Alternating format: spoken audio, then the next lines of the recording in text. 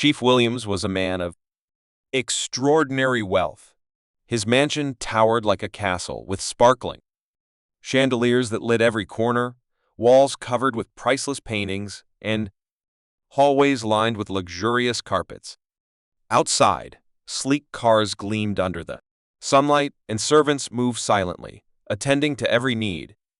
But behind all this luxury, Chief Williams carried a heavy heart. He had everything money could buy except trust and certainty in his family's love, who truly loved him, and who only loved his wealth. That question haunted him every night. One evening, he gathered his family quietly in his study. "I've been thinking," he said with a calm but firm voice. "I want to know who loves me truly, not for my money, but for who I am." Nobody understood his words completely, but curiosity and greed were already stirring in their hearts. Over the next few days, Chief Williams began a plan. He pretended to fall seriously ill, making it seem as though his days were numbered. The reactions were immediate. Frank, his eldest son, barely hid his irritation. "If father is gone, I must take control of the business," he whispered to his brother. Agatha, his eldest daughter, cried loudly, but the fake tears could not hide her excitement at the thought of inheritance. Even David, the youngest son, was indifferent, caring more about his games than his father's health. Only Rose, the youngest daughter, acted differently. She did not speak of money or property. She simply stayed by her father's side. She cooked his favorite meals, cleaned his room, and held his hand gently, whispering, "Don't worry, father. I am here." Days passed. Frank argued loudly with the household staff, blaming them for delays and mistakes. Agatha schemed with distant relatives, trying to ensure her share of the inheritance. David sneaked out with his friends, ignoring the seriousness of the situation. Meanwhile, Rose remained patient, caring for her father silently, refusing to complain or demand anything. She even stayed up all night when he struggled to sleep, offering water and comforting words. Chief Williams observed everything quietly. He noticed the greed and selfishness in some of his children, the manipulation and fake care, and he felt a mix of sadness and relief. Sadness, because so many loved only what he owned, but relief because Rose's loyalty shone like a light in the darkness. She showed him what true love really meant: patience, kindness, sacrifice, and selfless care. One afternoon, as Rose fed him a spoonful of soup, Chief Williams smiled weakly. "Rose," he said softly, "have a heart far richer than mine. You love without expecting anything. I am proud of you." Tears welled up in her eyes.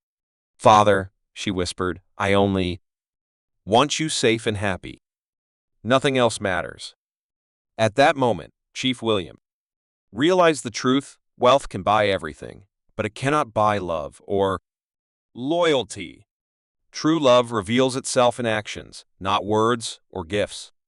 Yet even as he felt peace in Rose's devotion, he knew a challenge remained.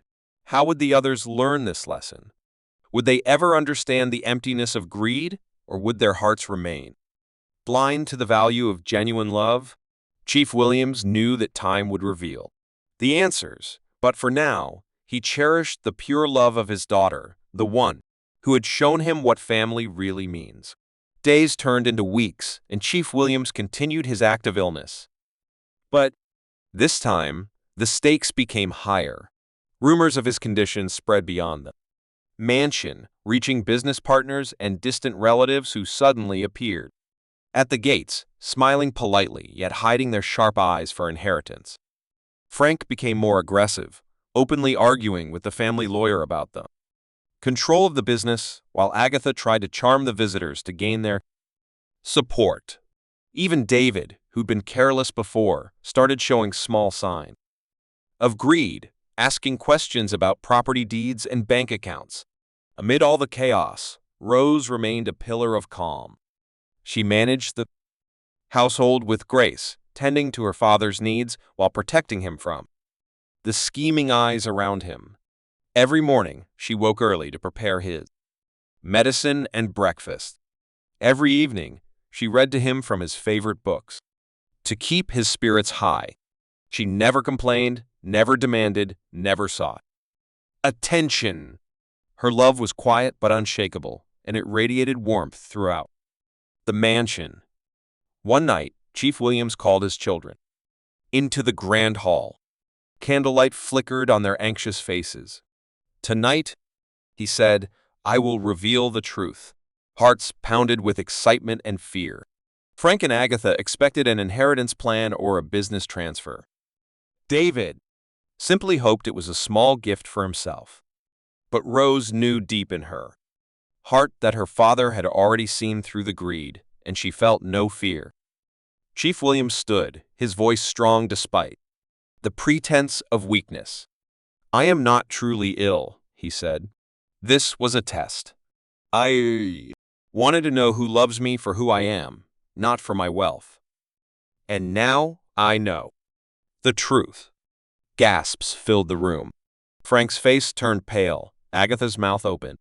In shock, David froze mid-step.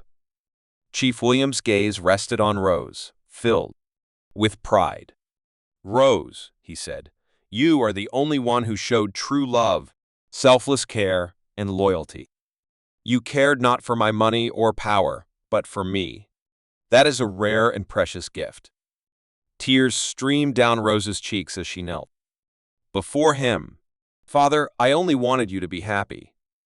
Nothing else matters to me," she whispered. The rest of the family stood in stunned silence. For the first time, they saw the emptiness of their own hearts, the selfishness, the jealousy, the greed that had controlled their actions. Some felt shame, others anger, but the lesson was undeniable. True love cannot be bought, nor can loyalty be faked. Chief Williams rose and embraced Rose. "From today," he said, "you will be my guide in this family. You will remind us of what truly matters. Wealth is fleeting, power is temporary, but love and kindness endure forever." Slowly, he turned to the others. "And as for the rest of you, you must learn this truth. Life will give you chances to show your hearts. Only then will you understand what you have lost." The following weeks were transformative. Frank struggled with regret, realizing how blind ambition had poisoned his soul. Agatha tried to make amends, but found that forgiveness requires humility and genuine change. David, once careless and selfish, began learning from Rose's example, helping with chores and showing small acts of kindness. And through it all, Rose continued her quiet guidance, her gentle words and actions shaping the hearts of her family. By the time Chief Williams declared the end of the test, the mansion had changed. It was no longer a house of wealth and appearances, but a home filled with respect, care, and real love. Neighbors marveled at the transformation, seeing a family that had learned the value of loyalty and the strength of compassion.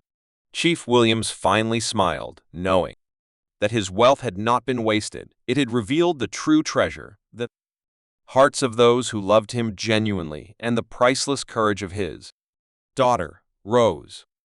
And so, the family lived differently from that day forward. Greed no longer ruled their minds, nor fear their actions. Love, patience, and kindness became their guiding principles, proving that even in a world obsessed with wealth, the heart's true measure is seen in selfless devotion and unwavering care.